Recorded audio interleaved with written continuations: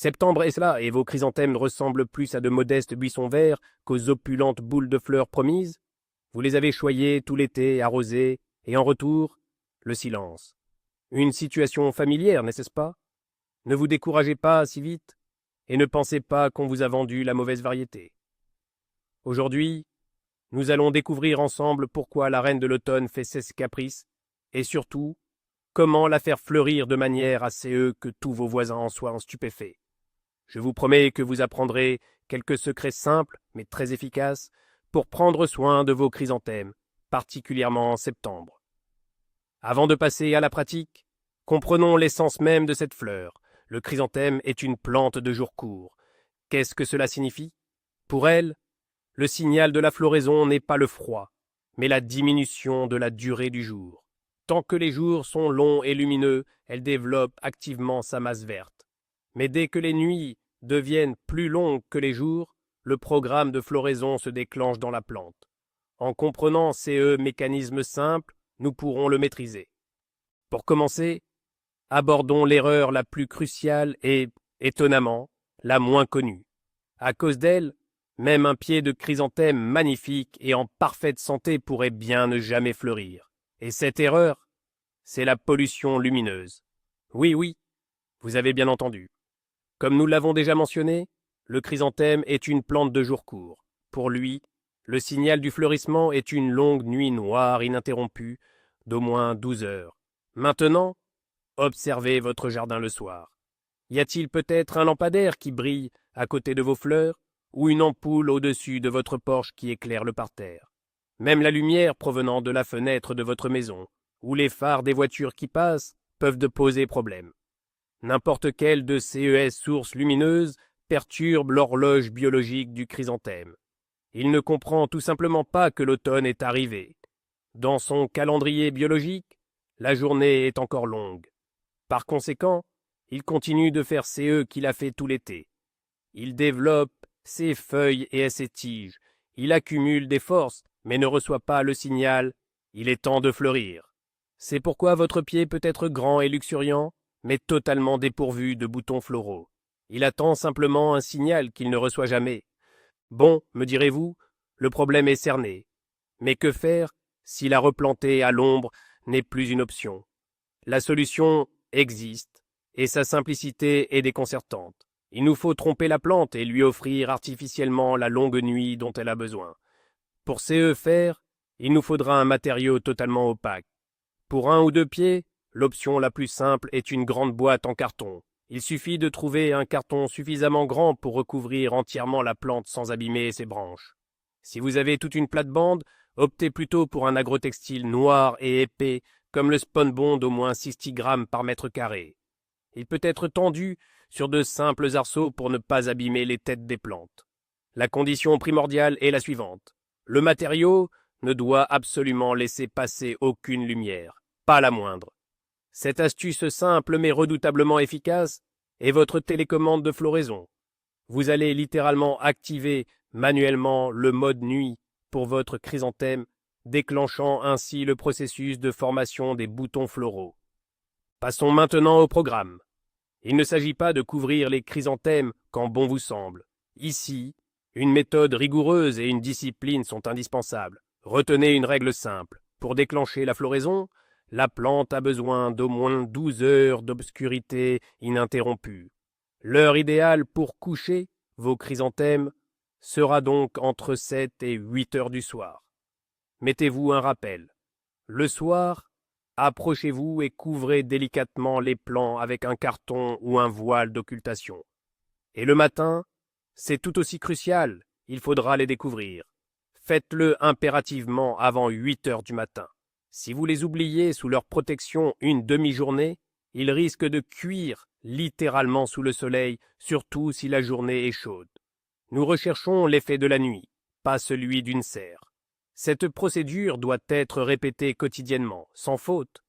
Généralement, après 2 ou 3 semaines de ces régime strict, même les variétés les plus récalcitrantes commenceront à former activement leurs boutons floraux. C'est un peu contraignant, mais le résultat en vaut largement la peine. La prochaine étape cruciale pour une floraison luxuriante, c'est une nutrition adéquate. Retenez la règle d'or de septembre, pas d'azote. Les engrais azotés, comme l'urée ou le nitrate d'ammonium, stimulent une croissance exubérante de la masse verte, les feuilles et les tiges. Or, CE n'est absolument pas CE dont nous avons besoin en CE moment. Nous voulons des boutons floraux, beaucoup de boutons. Si vous continuez à fertiliser votre chrysanthème avec de l'azote, elle va s'engraisser. Autrement dit, elle consacrera toute son énergie à développer son feuillage et oubliera tout simplement de fleurir. Le pied aura l'air puissant et bien vert, mais les fleurs ne viendront jamais. C'est pourquoi nous mettons de côté tous les engrais riches en azote jusqu'au printemps prochain. Désormais, notre objectif principal est de faire passer la plante du mode croissance au mode floraison. Et pour y parvenir, nous aurons besoin d'éléments nutritifs complètement différents. Donc, l'azote, c'est réglé. Mais alors, que leur offrir à la place? En septembre, les meilleurs alliés des chrysanthèmes sont deux éléments, le phosphore et le potassium. Ils sont essentiels pour la formation des bourgeons floraux, le développement de boutons larges et robustes, et pour garantir la vivacité et l'intensité de la floraison future.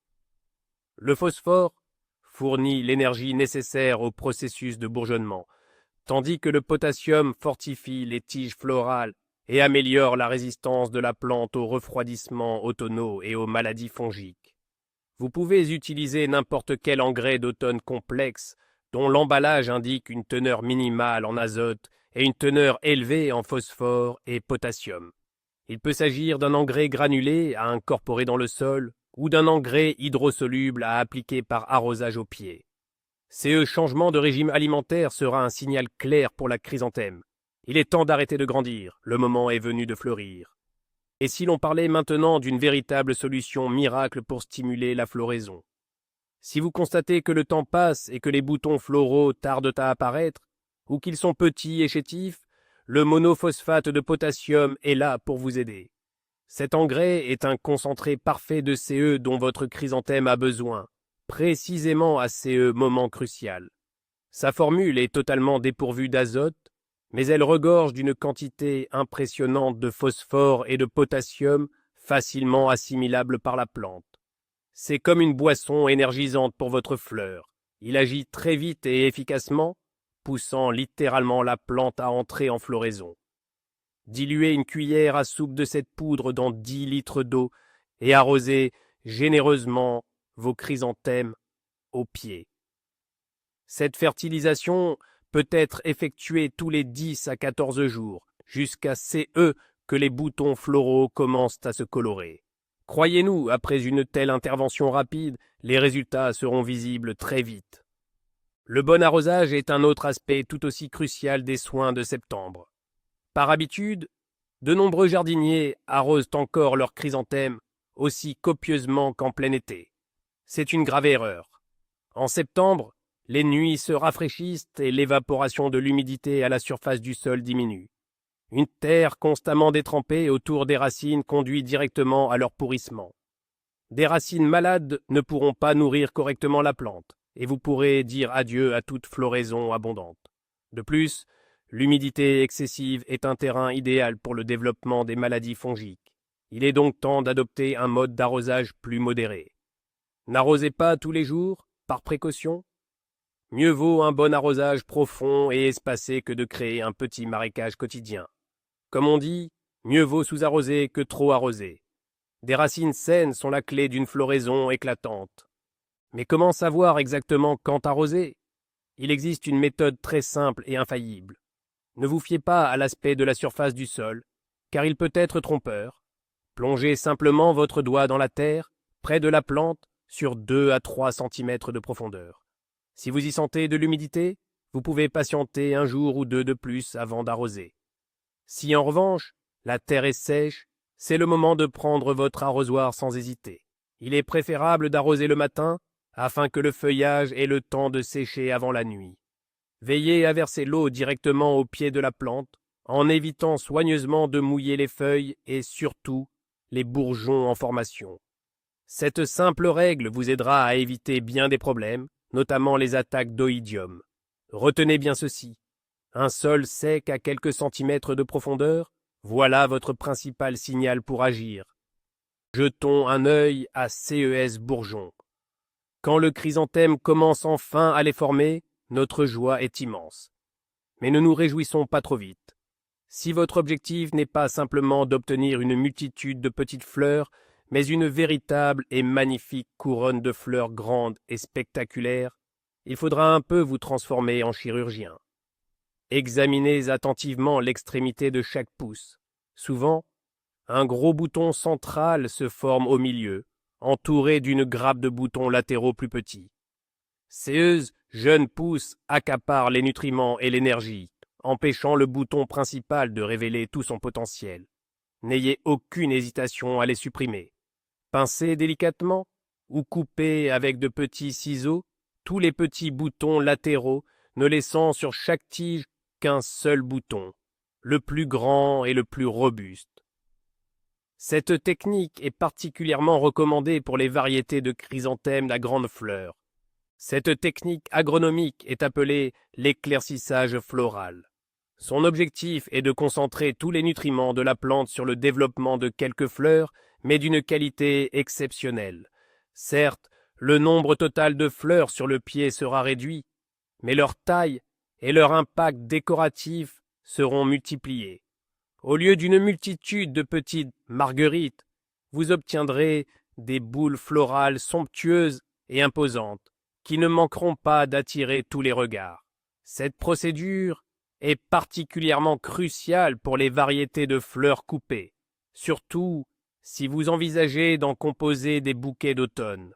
Pour les variétés à petites fleurs, comme la multiflora, cette approche est moins pertinente, leur charme résidant justement dans l'abondance de leurs petites floraisons.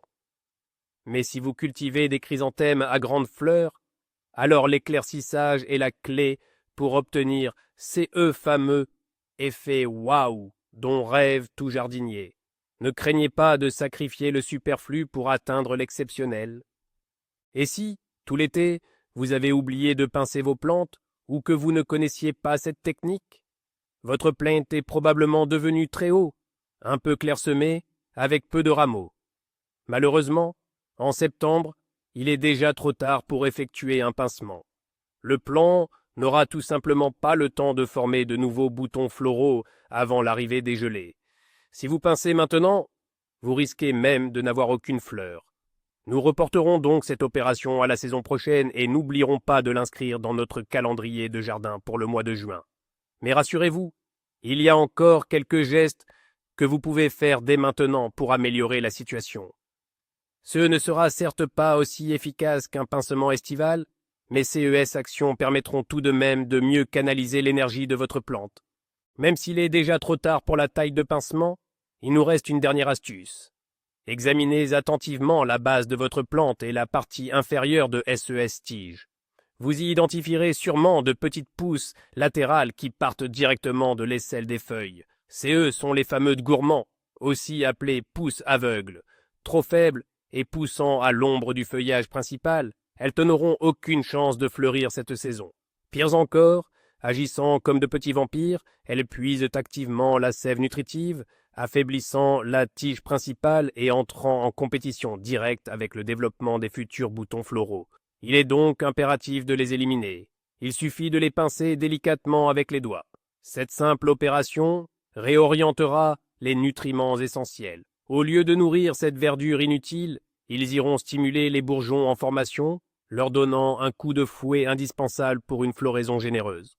L'automne est un véritable festin, pas seulement pour nos yeux, mais aussi, hélas, pour les ravageurs. Et le principal ennemi des bourgeons de chrysanthème en formation, c'est le puceron. Ces minuscules insectes adorent s'établir sur les parties les plus tendres et les plus juteuses de la plante, les jeunes pousses et les bourgeons. Ils y forment de véritables colonies et leur aspirent littéralement toute leur sève. Résultat, les bourgeons se déforment, se dessèchent et bien souvent ne parviennent même pas à éclore. Et si jamais ils s'ouvrent, les fleurs sont difformes et laides. C'est pourquoi, dès septembre, un examen régulier de vos pieds de chrysanthème est indispensable. Jetez un œil sous les feuilles et inspectez l'extrémité des jeunes pousses. Les pucerons sont faciles à repérer. Le plus important est de le faire à temps. Ne laissez pas ces insectes voraces vous voler la splendeur de votre jardin d'automne. Que faire si vous découvrez ces hôtes indésirables? L'essentiel est de ne pas attendre qu'ils envahissent l'ensemble de votre plante. Dès les premiers signes d'une infestation de pucerons, il est impératif d'agir sans tarder. Si l'attaque est encore limitée, vous pouvez tenter de les déloger avec un jet d'eau puissant ou de pulvériser une solution savonneuse sur le plante. Cependant, en automne, les traitements spécifiques, comme les insecticides, se révèlent souvent plus efficaces. Dans n'importe quelle jardinerie, vous trouverez un large éventail de produits anti-pucerons, par exemple ceux à base de pyréthrine naturelle, de thiaméthoxam ou d'autres substances actives. Lisez toujours attentivement les instructions et traitez la plante en insistant sur l'extrémité des jeunes pousses et le dessous des feuilles. N'oubliez pas qu'un traitement appliqué à temps est la meilleure garantie que vos boutons se développeront en magnifiques fleurs, saines et épanouies. Une autre menace automnale capable de compromettre la beauté de vos floraisons, sont les maladies fongiques. Les nuits fraîches et humides de septembre, ainsi que les rosées matinales, constituent des conditions idéales pour le développement de l'oïdium. Il se manifeste par un revêtement blanc, d'aspect farineux, recouvrant les feuilles, les tiges et même les boutons floraux. Au début, de petites taches isolées peuvent apparaître, mais la maladie progresse rapidement et peut recouvrir la plante entière.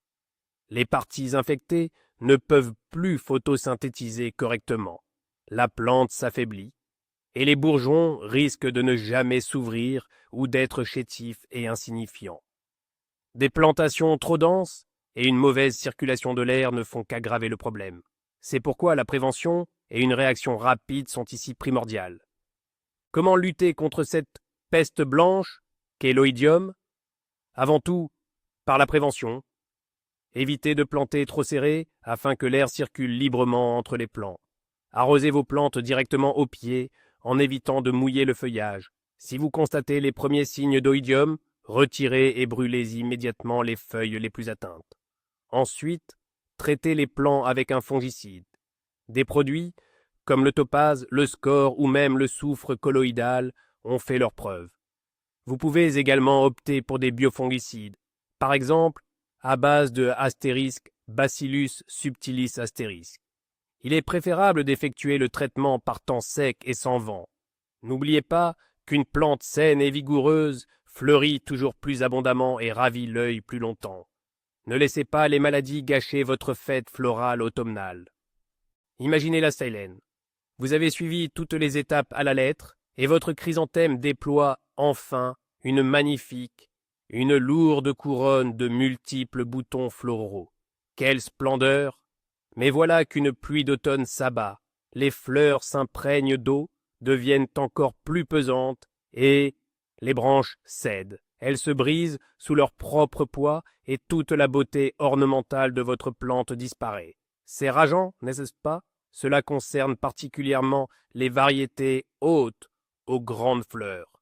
Leurs tiges, malgré une apparence de robustesse, sont en réalité plutôt fragiles. C'est pourquoi il est crucial de penser à un système de soutien bien en amont, avant même que les boutons ne s'épanouissent complètement et n'atteignent leur poids maximal.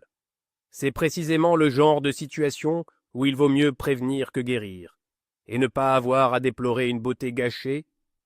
Quelles sont les meilleures solutions pour soutenir vos arbustes? Plusieurs options s'offrent à vous.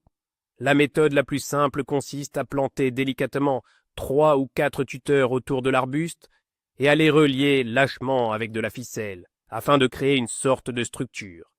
Ainsi, les branches ne s'affaisseront pas et resteront bien maintenues.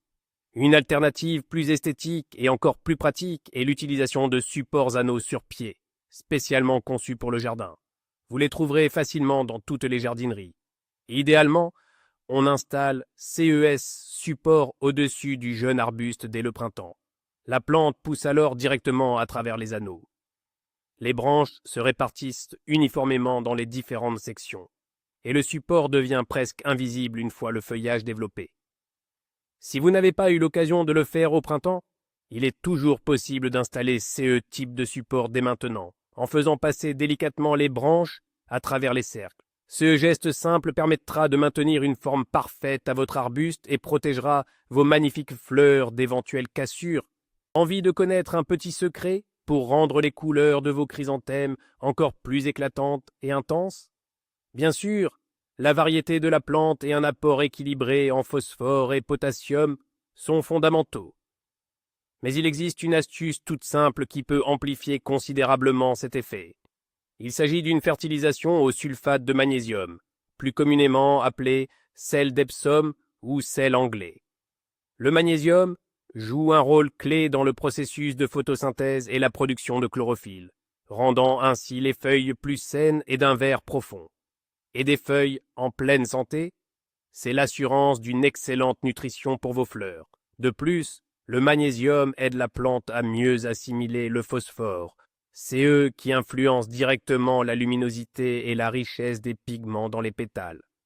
Pour l'appliquer, diluez simplement une cuillère à café de sulfate de magnésium dans 5 litres d'eau, puis arrosez vos chrysanthèmes avec cette solution. Il suffit de réaliser cet apport 1 à 2 fois durant le mois de septembre.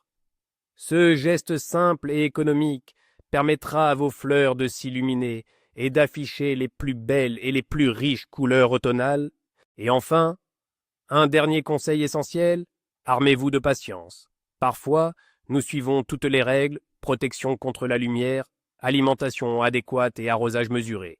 Et pourtant, le chrysanthème tarde à fleurir. Dans ces cas, il est bon de se souvenir des spécificités variétales. Il existe une multitude de variétés de chrysanthèmes et chacune a sa propre période de floraison. Les variétés précoces peuvent nous enchanter dès le mois d'août. Celles de mi-saison fleurissent généralement en septembre. Et il y a aussi les variétés tardives, notamment CES somptueux chrysanthèmes à grandes fleurs qui, par leur nature même, ne commencent à ouvrir leurs boutons qu'à la fin septembre, voire en octobre. Peut-être que vos superbes plantes ont simplement besoin d'un peu plus de temps pour se préparer à leur grand spectacle. Ne les pressez pas, continuez à leur apporter les soins appropriés, et elles vous récompenseront sans faute par une floraison luxuriante et prolongée.